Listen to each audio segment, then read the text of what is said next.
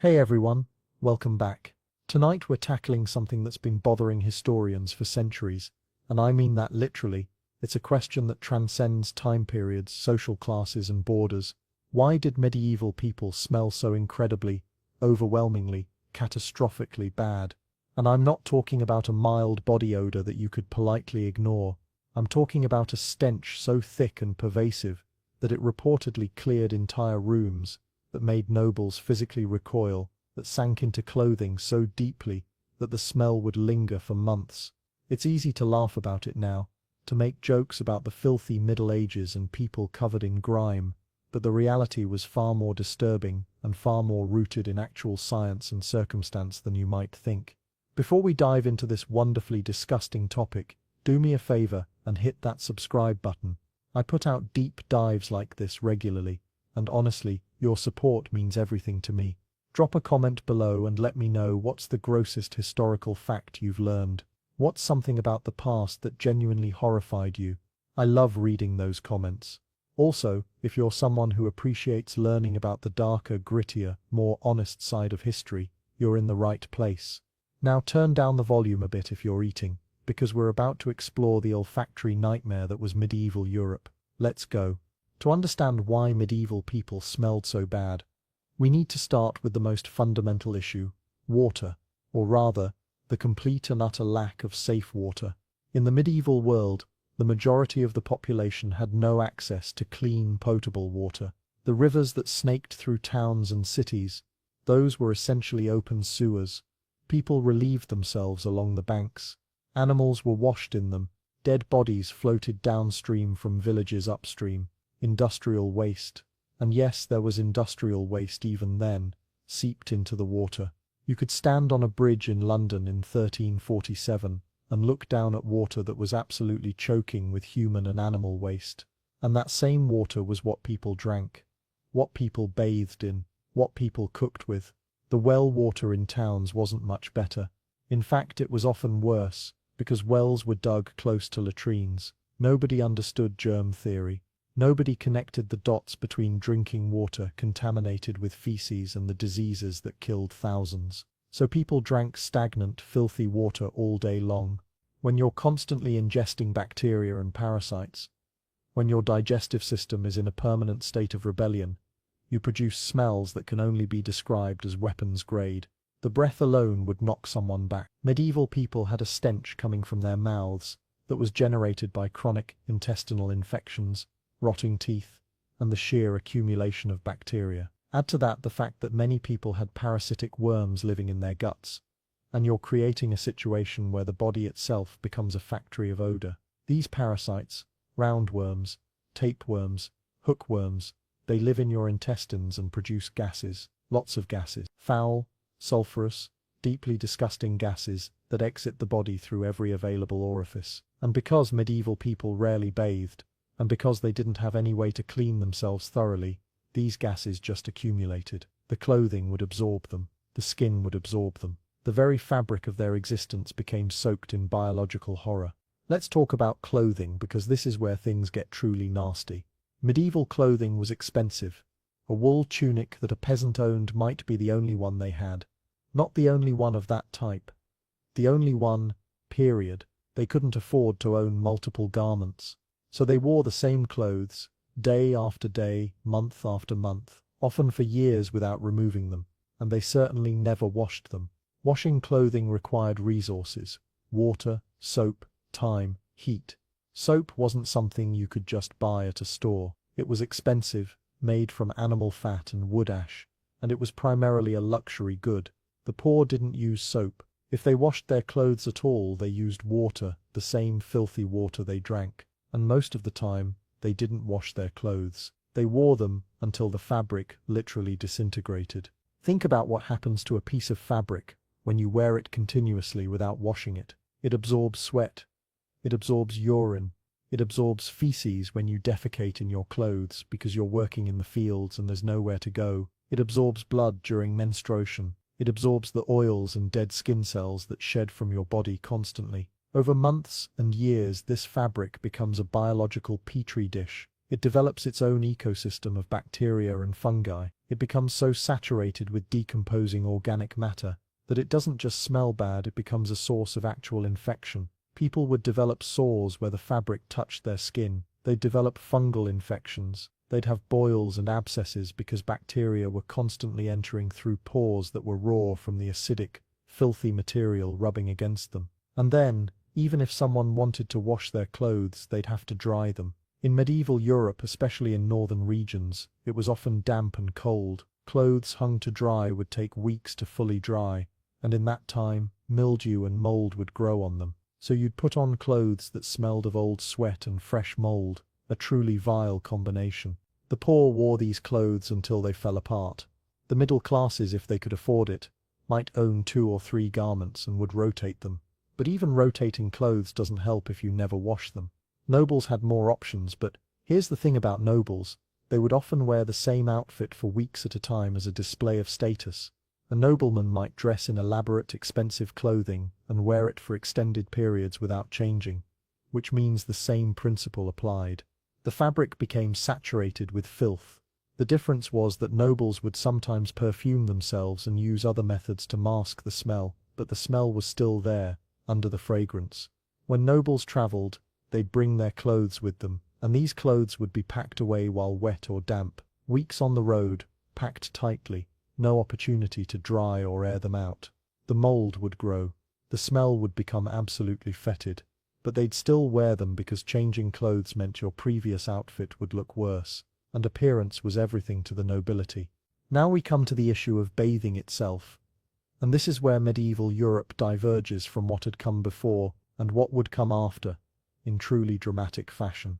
The ancient Romans, despite their many flaws, understood the value of bathing. They had elaborate bathhouses. They built aqueducts to bring fresh water into cities. They bathed regularly, sometimes multiple times a day. By medieval times, especially in Christian medieval times, bathing had become associated with vanity and sin. The church taught that the body was a source of temptation, that cleanliness was somehow morally suspect, that disease came from corrupted air, a theory called miasma, not from filth. Bathing was seen as self-indulgent. It was seen as potentially dangerous, because opening your pores through hot water would allow evil humors and corrupted air to enter your body. Some medieval physicians actually recommended against bathing because they believed it would weaken you or make you susceptible to illness. Can you imagine? The cure for smelling terrible was officially discouraged by medical authority. For peasants, bathing was a luxury they couldn't afford anyway.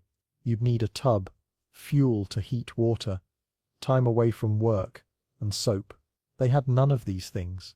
So peasants would go their entire lives, literally their entire lives, bathing only a handful of times, maybe once a year, if that. Maybe on special religious festivals when the church organized communal bathing. Most medieval people's skin became a thick layer of accumulated grime. It wasn't just surface dirt. It was layers and layers of dead skin cells, oils, sweat and filth mixed together into a coating, so thick that it would take weeks of regular bathing to remove it. Once you're coated in this much filth, your skin can't breathe, you can't regulate temperature properly, you become even more susceptible to infection. The bacteria just multiply endlessly, and the smell becomes a permanent state of being. For nobles and the wealthy, bathing was slightly more common, maybe a few times a year, but even they bathed infrequently compared to modern standards. And when they did bathe, it was often considered a medical procedure rather than a hygienic one. A doctor might recommend a bath to treat a specific ailment, but regular, frequent bathing, that was considered eccentric at best and dangerous at worst. So everyone, from the poorest peasant to the richest lord, walked around in a persistent cloud of their own filth. The entire society normalized it. It became the default state of human existence. And because everyone smelled equally bad, nobody saw it as a problem. This was just what people smelled like. This was what the world smelled like. When someone from that time period occasionally encountered someone who was cleaner than average, they might describe it as strange, might even be suspicious of them. Why would someone be so clean? What were they hiding? What were they trying to prove? But the smell wasn't just coming from the outside of the body, it was coming from the inside. From every orifice, from breath and from bowels and from everything in between. Medieval people had absolutely rotten teeth. This wasn't just an aesthetic problem. This was a major contributor to the overall stench of medieval society. Dental care, as a concept, barely existed. Toothbrushes were not a thing. People didn't brush their teeth. Maybe they'd chew on a twig or use a cloth to rub their teeth. But there was no systematic tooth care. Tooth decay was rampant. Abscesses were common. Infections of the gums were universal. By the time someone reached adulthood, they were likely missing multiple teeth. By the time they were elderly, they were often missing most or all of their teeth. The decay process itself is a source of terrible smell. When a tooth is rotting, it's being colonized by bacteria. These bacteria produce sulfur compounds that smell like rotten eggs. Multiply that by the multiple cavities and infections in someone's mouth, and you're creating a stench that would literally make people around them nauseous. Medieval people's breath would have been almost visibly foul. You'd see it in people's faces when someone opened their mouth to speak. There would be an actual physical recoil. And then there were dental infections that would turn into abscesses. These would swell the gums, cause excruciating pain, and would sometimes lead to systematic infection that could be life-threatening. People would often just let the infection spread rather than seek treatment because medieval dentistry, when it existed, was absolutely barbaric. Extraction was done with tools that would probably make a modern person faint. A blacksmith or sometimes a barber would pull teeth with pliers, often breaking the tooth, leaving infection behind. There were no antibiotics, there was no proper pain relief, so a lot of people just lived with infected, rotting teeth. They'd accept the pain and the smell as the cost of existence. This constant state of dental disease meant that medieval people were literally breathing out the smell of decay every time they exhaled. Combine that with digestive issues from contaminated water, the parasites, the bacteria, the constant diarrhea, and you get a situation where the smell coming from someone's mouth is truly overwhelming. Historical accounts sometimes describe medieval people's breath as being so foul that it could serve as a warning of plague. When the Black Death came, people talked about victims' breath preceding them, the stench of decay in the air, even before you could see the pustules and the dying flesh. Some physicians at the time believed that the smell itself was the disease, or at least was the mechanism by which the disease spread. They thought that inhaling the stench would give you the plague, so people would try to hold their breath when walking past plague victims, which of course did nothing, but it shows how feared the smell was. Speaking of disease, we need to understand that medieval people weren't just smelling bad because of poor hygiene. They were smelling bad because they were genuinely sick. The rate of chronic infection in medieval populations was absolutely staggering. We're talking about parasitic worms of multiple varieties, chronic bacterial infections, fungal infections, and conditions like leprosy and other chronic diseases that produce their own distinctive, horrible smells. When you have a parasitic infection, your body's response creates additional odors. You sweat more, trying to rid itself of the infection. You produce more gas. You develop skin infections and sores as your immune system attempts to fight back. A medieval person might be infected with several different parasites simultaneously. Hookworms would cause anemia and weakness. Tapeworms could grow to enormous length, consuming nutrients and causing severe digestive distress. Roundworms would create a sensation of something moving inside your abdomen. All of these infections produce distinctive odors. Combine multiple infections, and you're creating a scent profile that's genuinely nauseating. These weren't subtle smells either. These were powerful, unmistakable odors. And because these infections were endemic to the population, everyone carried them, everyone had them, which meant that the background smell of medieval society was literally the smell of collective disease. Then you had actual visible diseases, like ringworm, which is a fungal infection of the skin. It's common in dirty populations because fungus thrives in warm, moist, unwashed skin. Medieval people would be covered in ringworm. You'd see it on their arms, their legs, their scalp. In addition to the visual horror of it, the scaly, inflamed patches, ringworm produces its own smell. It's a musty, earthy kind of smell, but it's distinctive and unpleasant. Then there was scrofula, which was a tuberculous infection of the lymph nodes. It would cause swelling and weeping sores, particularly on the neck. These sores would become infected and would smell absolutely terrible. People would walk around with these open, infected sores on their necks, and they just accept it as part of life. The smell would emanate from them. Boils and abscesses were incredibly common. These would form from bacterial infections, often from scratching wounds or from poor hygiene, allowing bacteria to enter through broken skin. A boil is a pus-filled cavity under the skin. When it ruptures, and they did rupture constantly, you get a discharge of pus and blood. The smell of an infected boil is genuinely sickening. A medieval person might have a dozen boils at any given time in various stages of filling and rupturing. Add the smell of that to everything else, and you're getting closer to understanding the true olfactory experience of medieval life. Now let's talk about sanitation in general, because it wasn't just personal hygiene that was a disaster. The entire infrastructure of medieval towns was built around filth. In medieval cities, there was no organized waste removal. Everything was thrown into the street. Kitchen waste, human waste, animal waste, dead animals, dead humans sometimes.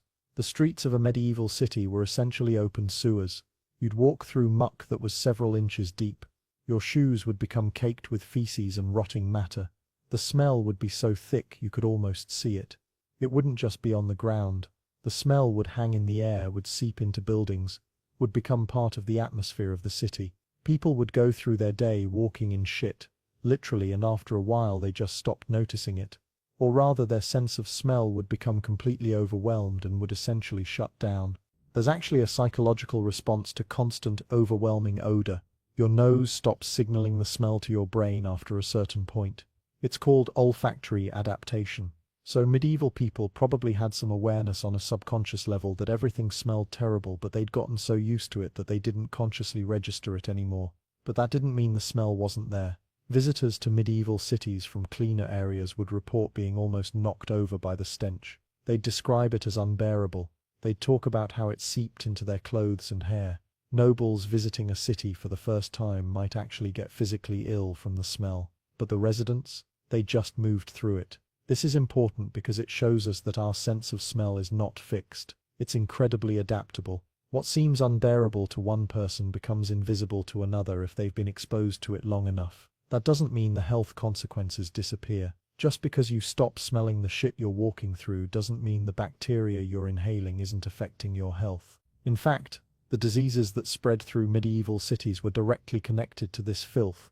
Dysentery, typhoid, cholera. These diseases thrive in conditions of poor sanitation. They spread through contaminated water and food.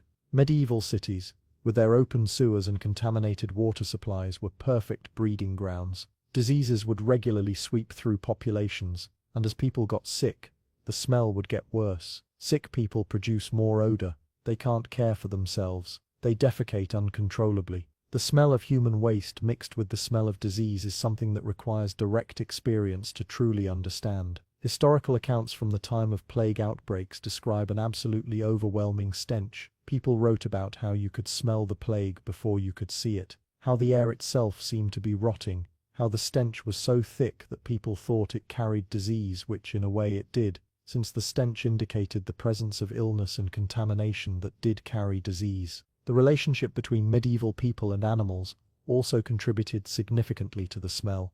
In medieval towns and cities, animals lived in close proximity to humans. Sometimes in the same buildings, a medieval townhouse might have a pig living on the ground floor while the family lived above. Sheep, goats, chickens and rats, especially rats, would be everywhere.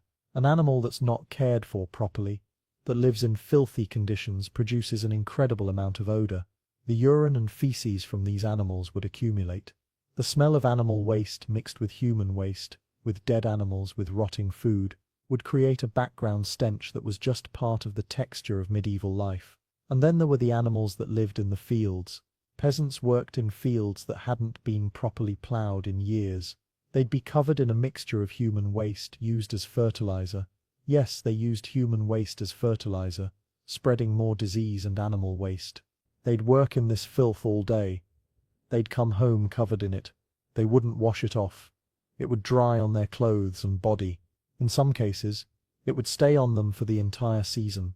When you're constantly exposed to this level of animal and human waste, your clothes become colonized by microorganisms that thrive in those conditions. Your skin becomes damaged. Your hair becomes matted with filth. The smell emanating from a medieval peasant who'd been working in the fields would be absolutely overwhelming. Not just body odor, not just sweat. The smell of literal shit mixed with sweat and dead skin cells and whatever other biological matter had accumulated.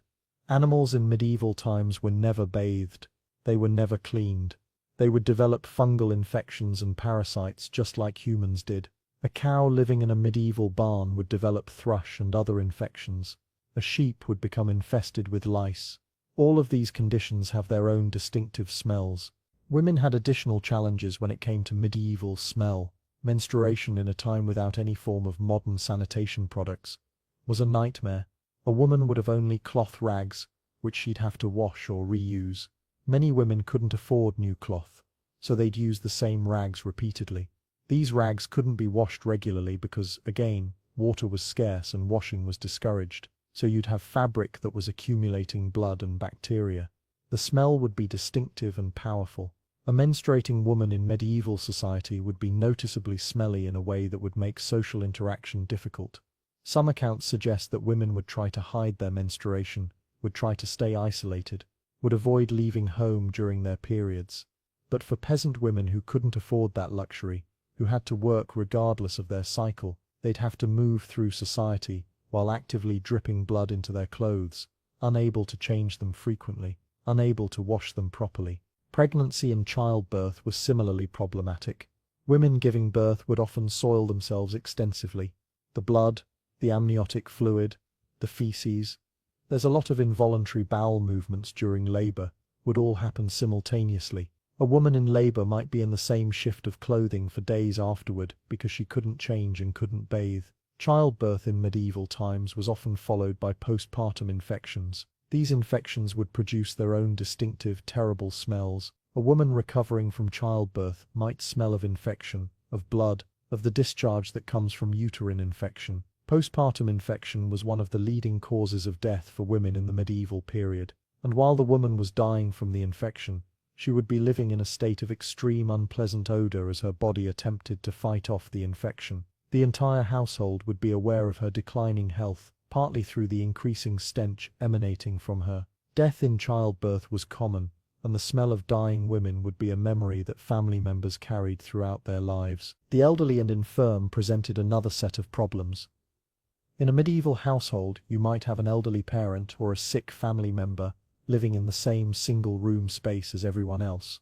If this person was incontinent, which was common in old age, they would lose control of their bladder and bowels. In a space with no way to isolate them, no way to clean up the mess properly, no way to change their clothes frequently, the smell would become overwhelming. The entire household would smell of their incontinence. Sick people, people with chronic illnesses, people with wounds that wouldn't heal, these people would be a source of constant intense odor. A wound in medieval times had a very high chance of becoming infected. Once infected, the smell could become unbearable. Infected wounds smell like rot. It's one of the most universally recognized bad smells. A person with an infected wound that wouldn't heal. Someone living in a household where everyone was sharing the same space and the same straw bedding would create a stench environment that's hard to imagine. And because they couldn't move the sick person away or properly treat the wound, the family would have to tolerate it. This meant that medieval households constantly contained sources of extreme odor. Someone was always smelly. It was just a matter of degree. The smell would permeate everything.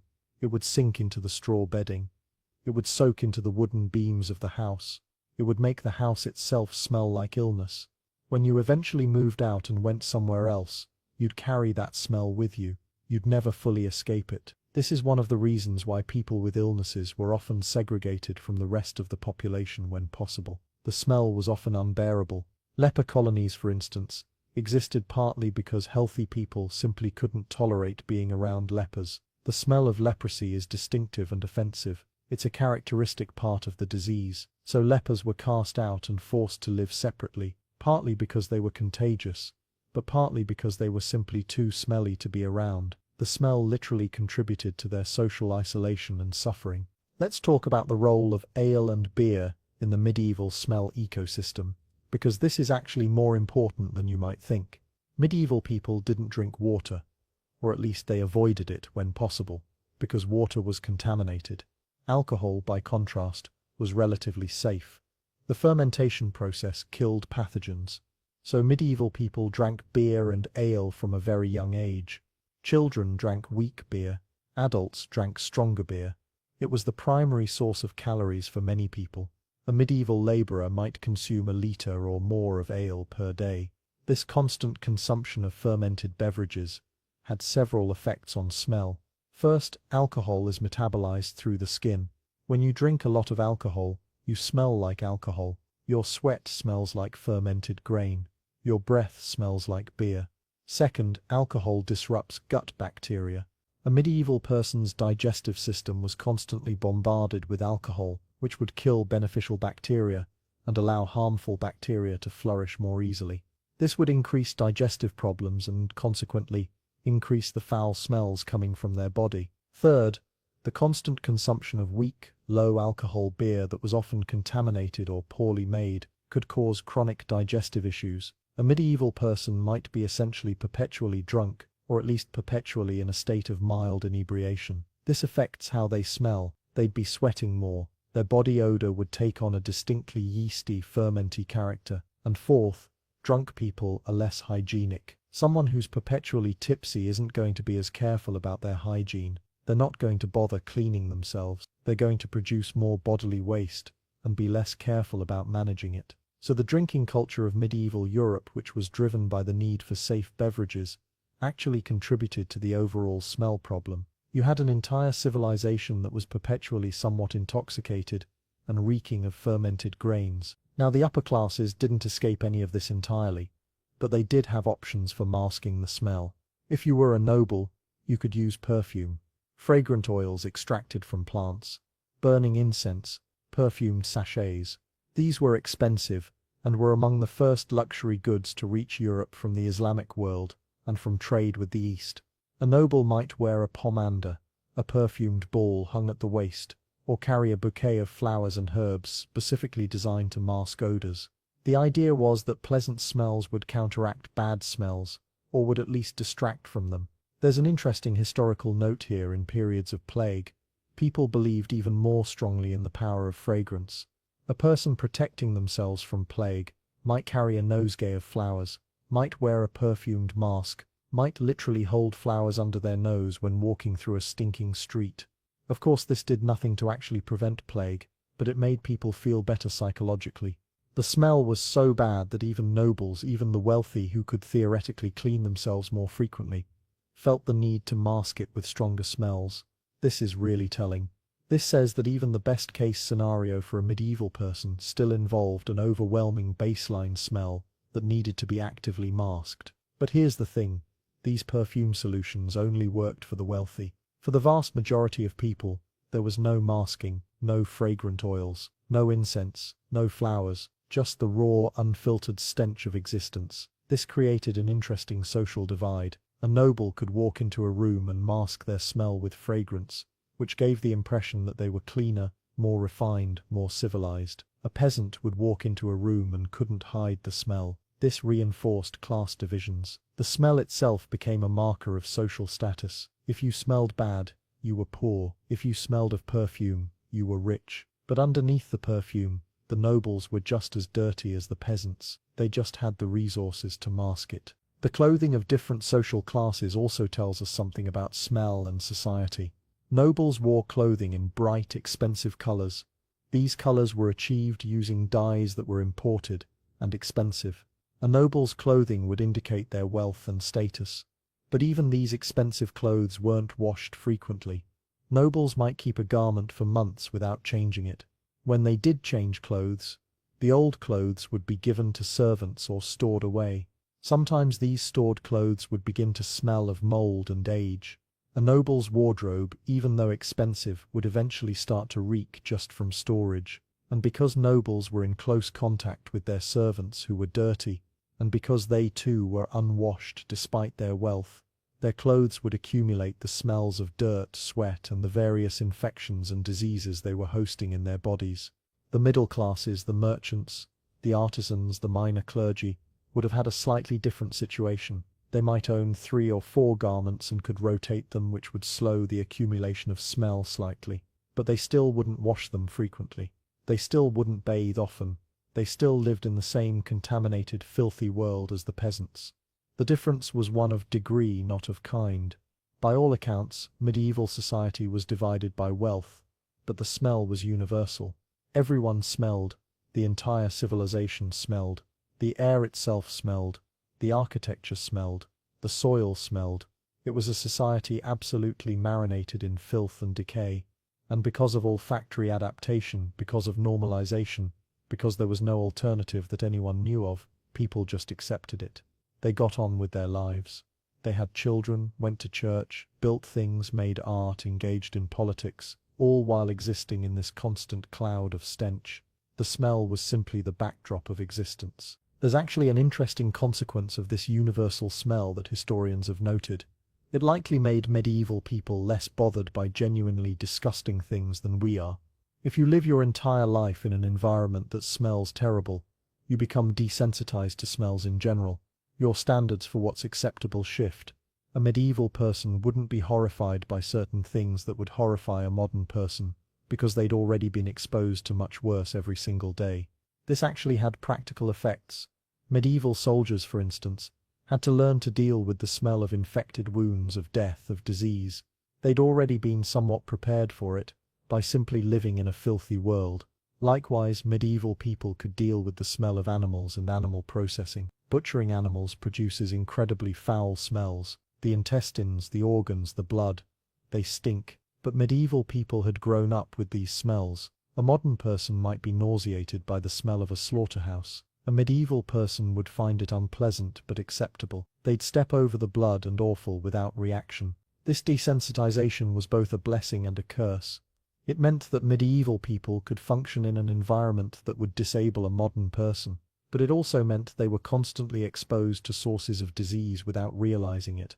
Their immunity wasn't adapted to handle it well. They were just sort of stumbling through, becoming infected with parasites and bacteria, dealing with chronic disease and not fully understanding why.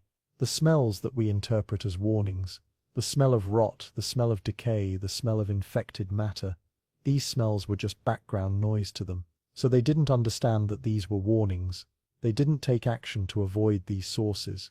This meant that medieval people's risk of disease was higher than it needed to be, even given their limited resources.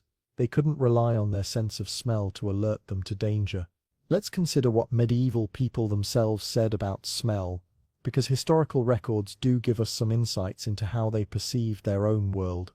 Interestingly, medieval people weren't unaware that there was a smell problem. They just interpreted it differently than we would. Some medieval physicians believed that smells themselves could cause disease. This theory was called miasma theory, and it held that disease came from corrupted air, often indicated by bad smells. So they were right that bad smells correlated with disease, but they had the causation backwards. They thought the smell caused the disease, rather than both the smell and the disease being caused by the contamination. There are medieval accounts of physicians recommending that people avoid certain areas because the smell was too strong, implying that prolonged exposure to bad smell would cause illness. They were partially right. Prolonged exposure to heavily contaminated areas would cause illness, but for the wrong reasons. They'd also sometimes recommend that people avoid bathing, because they believed it would open the pores and allow the miasmic air to enter, causing disease. Some medieval writers did note the smell of different places and different people. There are accounts of entering a city and being struck by the overwhelming stench. There are descriptions of specific people being remarkably smelly. But there's often a kind of acceptance in these descriptions. It's not presented as a problem to be solved, but as a characteristic of the world to be noted and tolerated. Some medieval texts do suggest that people tried to minimize smell when they could. There are mentions of using herbs and flowers. There's evidence that wealthy people used perfume. There are accounts of people changing clothes and trying to stay clean, at least among the nobility. But these efforts were limited, and for the majority of the population there was no effort to minimize smell. There was just the smell, every day, everywhere. The connection between smell and disease became even more apparent during plague outbreaks. When the Black Death swept through Europe, people were desperate to understand what was causing it and how to prevent it.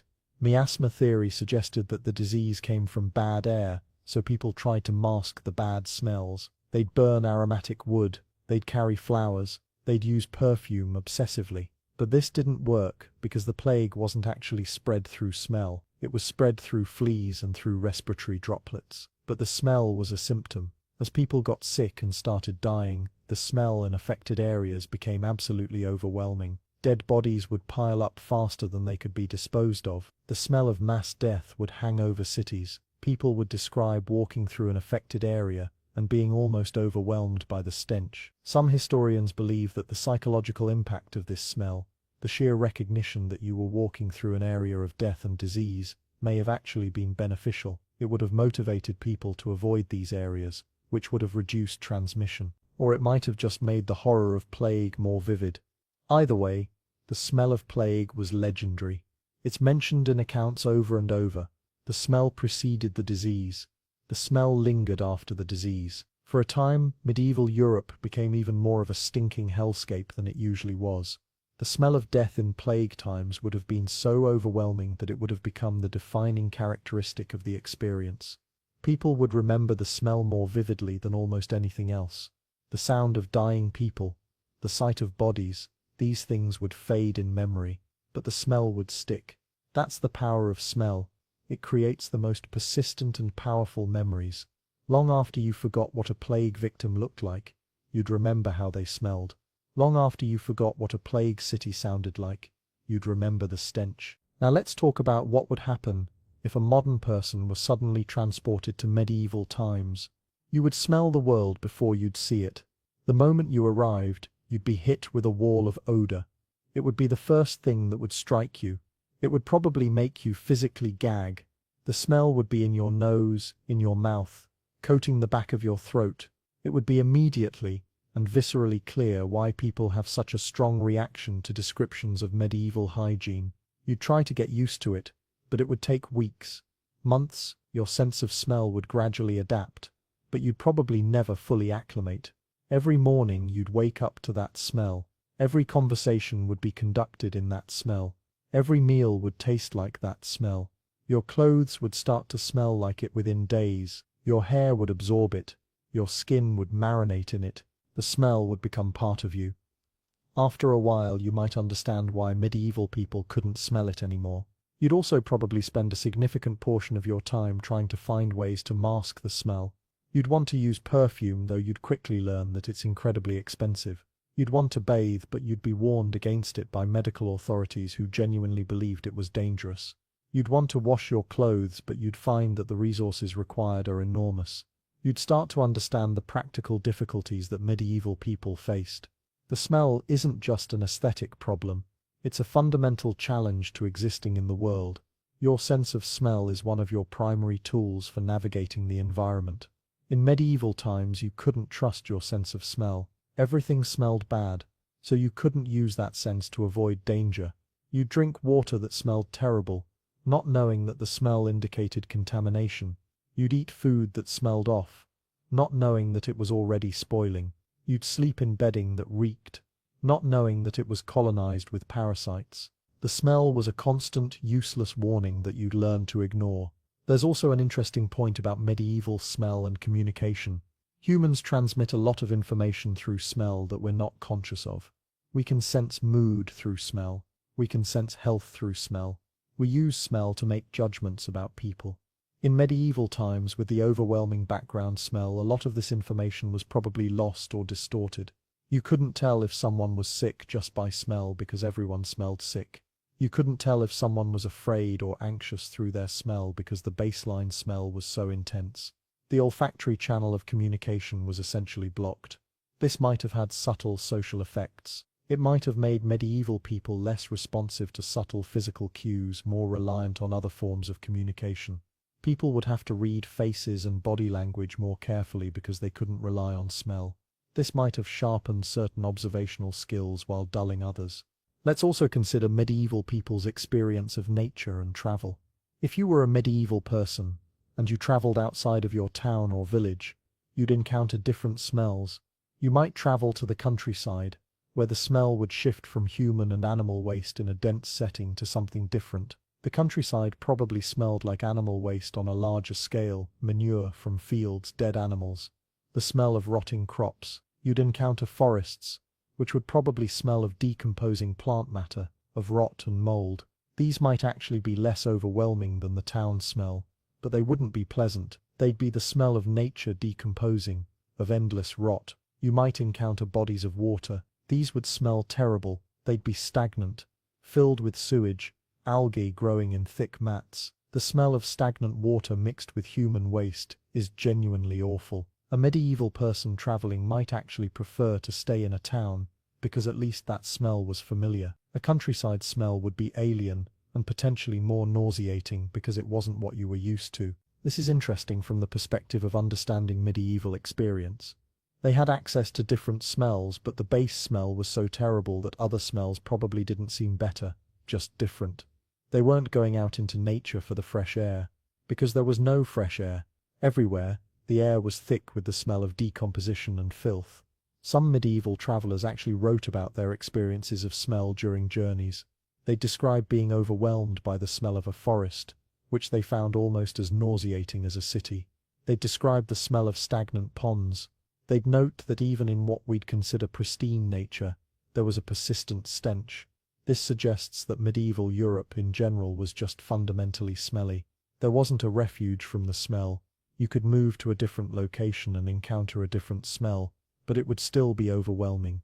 The entire landscape, the entire world was permeated by odor. Now let's talk about the smell of medieval food and food preparation.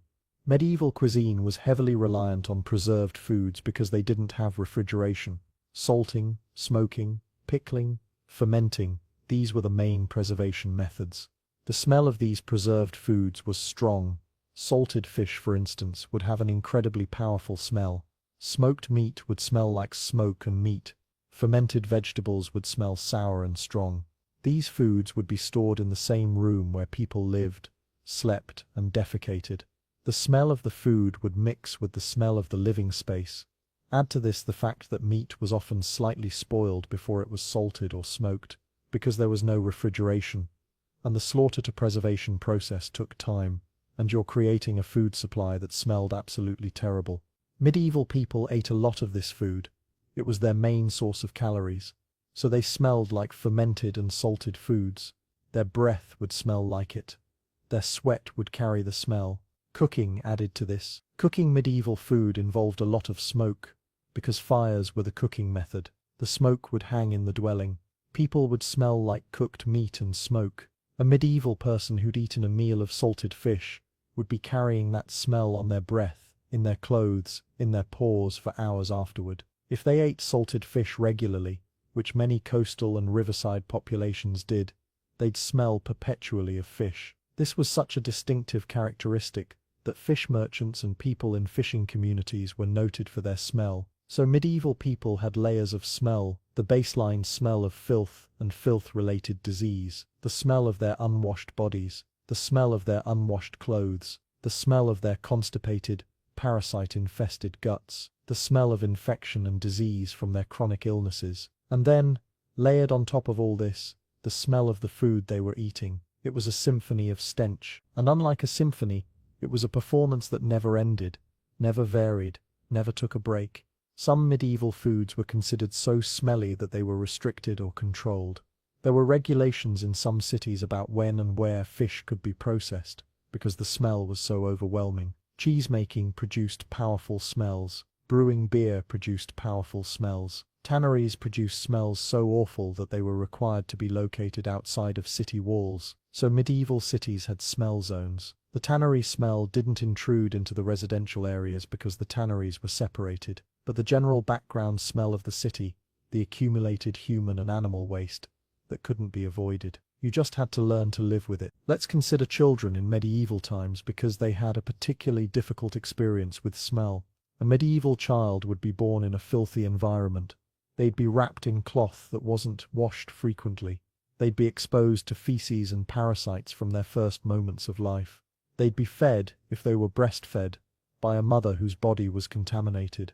The colostrum, the first milk, might actually provide some antibodies that could help fight infection, but that benefit would be quickly overwhelmed by the constant exposure to pathogens. A child who survived infancy would be already somewhat accustomed to the smell, but they'd also be sick a lot. Infant mortality in medieval times was incredibly high. Many children didn't make it past the first few years. The ones who did would probably have severe chronic health issues. These health issues would make them smelly. A sick child produces more odor than a healthy child. A child with parasitic infections would smell. A child with infected sores would smell. A medieval child growing up would never know a time when they weren't surrounded by overwhelming, nauseating smells. Their entire sensory experience of the world would be shaped by this. They would probably have a distorted sense of what normal smells like.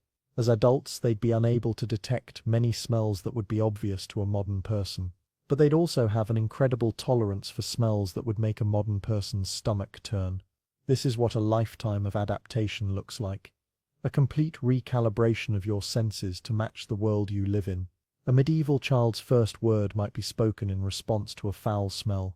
Their first memory might be of the overwhelming stench of their living environment.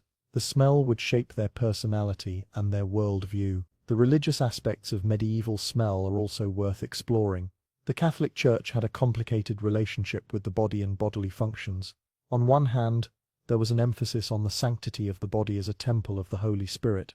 On the other hand, the body was a source of temptation and sin. The bodily functions, defecation, urination, menstruation, sexual activity, were sources of shame. There's an interesting paradox here. The Church discouraged bathing because it was seen as vain, but it also taught that bodily filth was shameful. This contradiction probably wasn't fully resolved in people's minds. They accepted that they smelled bad, but they also felt some level of shame about it. Some medieval saints were known for their refusal to bathe, which was treated as a sign of their holiness and their rejection of bodily vanity. One female saint was supposedly never washed and was described as covered in filth, which was presented as a positive attribute because it showed her rejection of worldly concerns. This tells us that the medieval church had actually created a theological framework in which smelling bad was potentially a sign of virtue.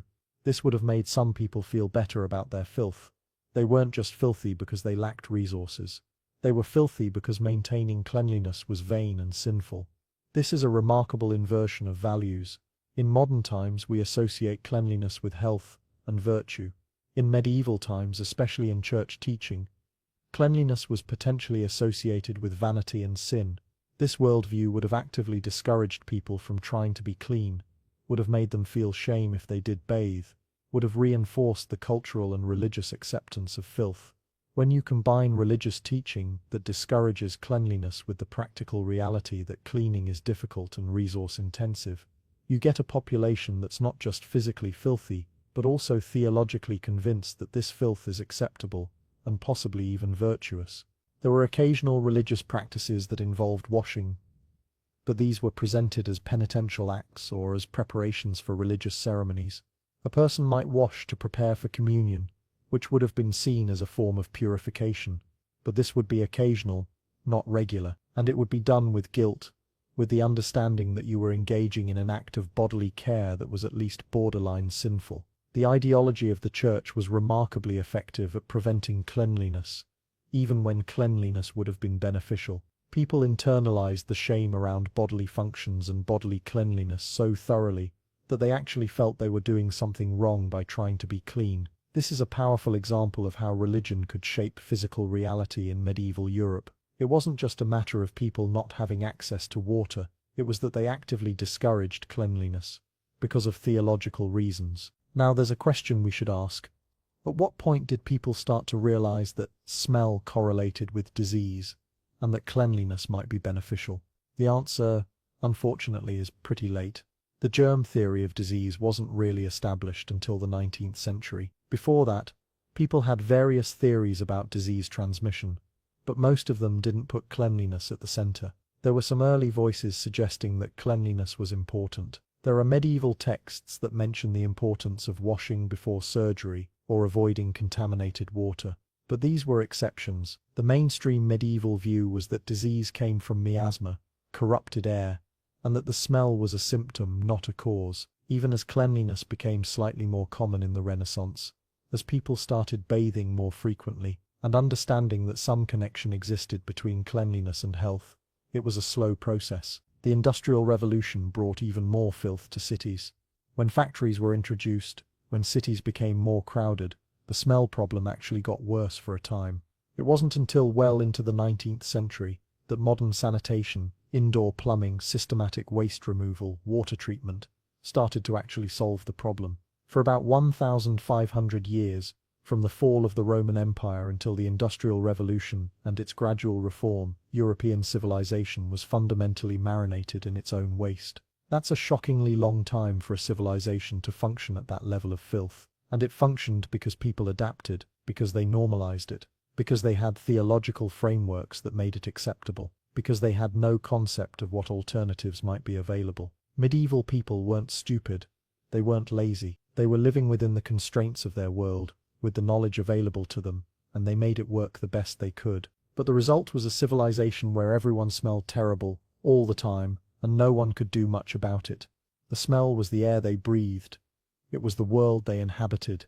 It was so ubiquitous, so constant, that you could barely call it smell anymore. It was just the way things were. In the same way that we don't consciously register the smell of our own homes because we're so used to them. Medieval people didn't consciously register the medieval smell, but it was there. It was affecting their psychology, their health, their relationships, their everything. The entire texture of medieval life was shaped by filth and by smell. Understanding this helps us understand medieval society better. When we read about medieval people, when we look at medieval art or read medieval literature, we should keep the smell in mind. We should imagine what it was like to exist in that world of constant, overwhelming odor. Let's think about what our lives would be like if we suddenly reverted to medieval hygiene standards. Imagine waking up tomorrow to a world where bathing was rare, where washing clothes was discouraged, where toilets no longer functioned, where water came from contaminated sources. Within days, your sense of smell would become the dominant sensory experience of your life. You'd try to adapt, like medieval people did, but it would take much longer because you've spent your life in a clean environment. Your expectations have been shaped by indoor plumbing and soap. You'd try to find ways to minimize the smell. You'd use what perfume you could find or make. You'd try to find excuses to bathe despite it being socially discouraged. You'd probably spend a significant amount of mental effort trying to solve a problem that a medieval person simply accepted as unsolvable. Eventually you might adapt. You might become one of those olfactorily adapted people who can function in filth without constant distress. But it would take time. And during that transition, you'd experience something close to what the most sensitive medieval people must have experienced. A world where the smell was so overwhelming that it seemed like an actual enemy. Something attacking you constantly, something that made existing in your own body difficult. This thought experiment helps us understand that medieval smell wasn't just a minor inconvenience. For some people, it must have been a genuine source of psychological distress. For those with more sensitive senses of smell, for those who couldn't adapt easily, for those who had any understanding that things could be different, it must have been truly torturous. The neurodivergent among medieval populations, people with sensory processing differences, would have been particularly affected. Someone who couldn't filter out background smells would have been in constant sensory overload. There's another interesting angle on medieval smell. Animals. Medieval people lived closely with animals, often sharing living spaces with them. These animals were primarily food sources, or work animals. They were not pets. They were not cared for. They lived in filthy conditions. They produced massive amounts of waste. This animal waste mixed with human waste. The smell of animal feces is particularly strong. Pig feces smell terrible. Sheep and goat feces smell terrible. Bird feces smell terrible. A medieval dwelling with multiple animals would be a nightmare of smell, and these animals would carry parasites and diseases that would infect humans. A cow living in the same dwelling as a family would be spreading its bacteria to the humans. The humans would be getting sick more often. They'd be carrying parasites from the animals, and the smell from these infections would be added to everything else. Furthermore, the animals themselves would be smelly from living in filth. They'd never be washed. They'd develop infections and sores. When it was time to slaughter them for meat, the meat would already be partially spoiled because they'd been living in such foul conditions. So the smell of animal husbandry was part of the medieval smell ecosystem. You couldn't escape it. Even if you managed to keep yourself relatively clean, and most people didn't, you'd still be exposed to the overwhelming stench of whatever animals you shared your space with. The animals would be sick, they'd be covered in parasites and fungi, their feces would be constantly produced and never cleaned up. The smell would be so strong that it would dominate your home. Visitors to a medieval household would immediately be hit with the smell of animals. They'd smell it more than they'd smell the human inhabitants, which tells you how powerful animal waste smell is. Let's also consider the smell of medieval labor. Most medieval people were engaged in agricultural labor. They'd work in fields, in manure, and mud, and filth. The smell of agricultural work is not subtle. The smell of fresh manure, of soil that's been fertilized with human waste, of rotting plant matter, of dead animals in the field. This is a smell that would coat you. You'd work all day in this environment. Your clothes would soak it up. Your hair would absorb it. Your skin would be covered in it. You'd go home still smelling of the day's work, because you wouldn't bathe. You'd go to sleep, smelling of field work. You'd wake up, still smelling of it. The smell would probably not be completely gone until the clothes were changed, which might not happen for weeks. For people engaged in other types of labor, tanners who worked with animal hides, butchers who worked with blood and organs, fishermongers who worked with rotting fish, chandlers who made candles from rendered animal fat, the smells would be specific and powerful. A tanner would smell of the chemicals used in tanning. A butcher would smell of blood and meat. These smells would cling to them.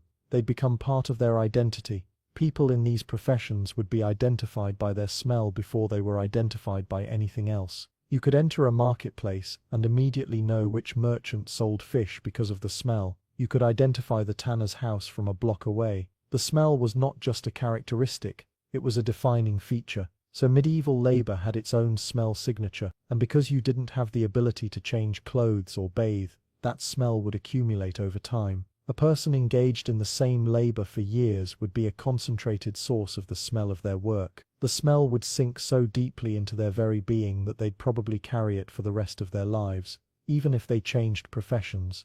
Now let's address the elephant in the room. Death, medieval death, from a smell perspective, was catastrophic. Mortality was high. Life expectancy was low. Death was common. When someone died, their body would be kept in the home for a period of time before burial. In warm weather, decomposition would proceed quickly. A body begins to smell within hours of death. By the second day, the smell is absolutely overwhelming. A medieval home containing a dead body would become a hell of stench. The entire family would have to live with this for however long the body was kept there. Neighbors would smell it. The entire community would be aware of the death by the smell alone.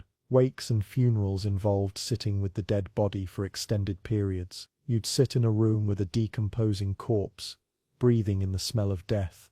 This was considered a sign of respect, of love for the deceased. But it was also an exercise in enduring overwhelming, nauseating smell. When plague came, death was so rampant that bodies couldn't be properly handled. They'd pile up. The smell of mass death would hang over entire cities. People would describe it as the most horrifying aspect of the plague, worse than the sight of dying people. Worse than the knowledge that you might be next, it was the smell of hundreds or thousands of decomposing bodies, the smell that seemed to carry disease itself. This olfactory horror would be a defining aspect of plague experiences. Even if you didn't see the dead, you'd smell them. The smell would be inescapable. It would penetrate buildings. It would cling to clothes. It would make you feel sick. After the plague, as bodies were buried, the smell of the soil above them might persist for months or even years. In areas where massive plague pits were dug and mass burials took place, the ground itself would smell. You'd walk over the place where thousands of bodies were buried, and the smell would come up from the earth. The smell of death would be another layer in the medieval sensory experience. In a world where death was common, where you might have lost half your children, where plague could wipe out most of your community, the smell of death would be a regular, recurring reminder of mortality. It would shape your psychology. It would make you constantly aware of how fragile life was. It would reinforce the medieval tendency toward Christian resignation in the face of death, because death was not some theoretical future event. It was literally present, in the form of smell, in your everyday experience. You'd smell death at funerals. You might smell death in the air if you lived in an area where disease was common. You might smell death because someone had died nearby days or weeks before, and their body was still being decomposed. Death was not hidden away in funeral homes and hospitals, cleaned up and made presentable. Death was open. Death was smelly. Death was inescapable. Let's also consider the smell of medieval religion, because religious spaces would have had their own distinctive scents. Churches would use incense, which would create a thick, perfumed smoke. This smell was intentional. It was meant to create a sense of the transcendent, to indicate the presence of the holy, but incense was expensive, and it was used to mask the smell of the congregants. A church packed with unwashed people would smell terrible. The incense would mix with the smell of human bodies, creating a strange combination. You'd go to church and be hit with this mixture of sacred fragrance and base human stench. Over time, I imagine people would associate that particular smell combination with religious experience. The smell of a church would become psychologically tied to spirituality. There's something interesting about that, about how a smell that was fundamentally masking a horrible reality could become associated with holiness. The incense wasn't making anything actually cleaner. It was just covering up the smell of filth. But to a medieval person, standing in a church surrounded by fragrance, they might have felt that they were experiencing something pure, something transcendent. They might not have consciously realized that just beneath the fragrance there was overwhelming filth, but the filth was there. The incense didn't change that, it just temporarily masked it. So medieval religion, in a way, was built on a foundation of masking reality with pleasant-smelling falsehoods, which is an interesting metaphor for religion in general. But I digress. The point is that even in the most sacred spaces, even in the places where people went to connect with the divine, the smell of medieval filth was present.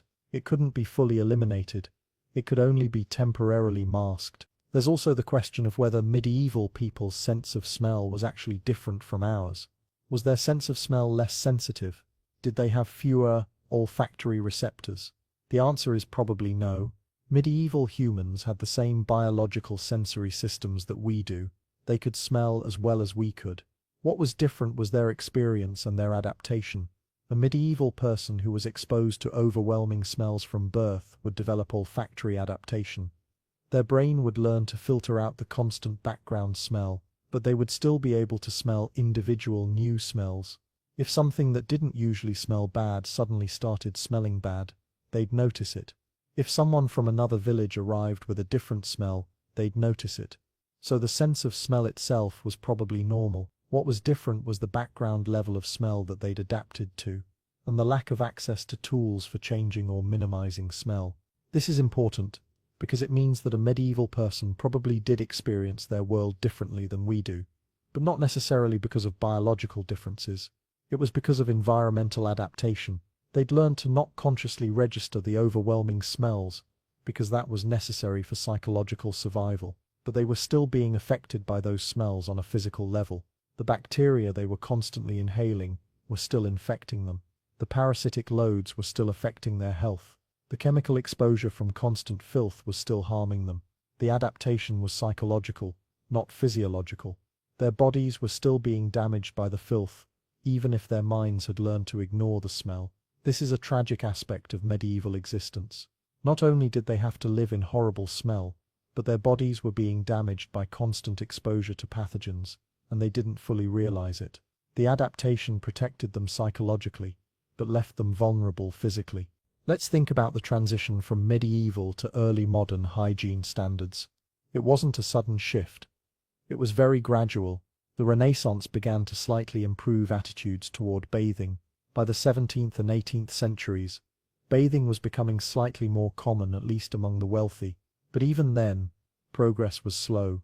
People were still resistant to bathing because of lingering medical theories about its dangers. There were physicians in the 17th century who still believed that bathing would open your pores and allow disease in. It wasn't until the 19th century, with germ theory and the Industrial Revolution creating both the motivation and the means for large-scale sanitation, that cleanliness became a widespread norm. Even then, many people, especially in rural areas, continued medieval hygiene practices well into the 20th century. So the transition from medieval filth to modern cleanliness took roughly 500 years. That's a shockingly long time for a civilization to gradually realize that smelling less bad was worth some effort.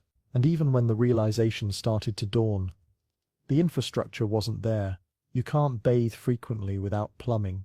You can't have clean clothes without soap production and laundry facilities. You can't maintain sanitary conditions without understanding how disease spreads. So the transition wasn't just a matter of people deciding to be cleaner.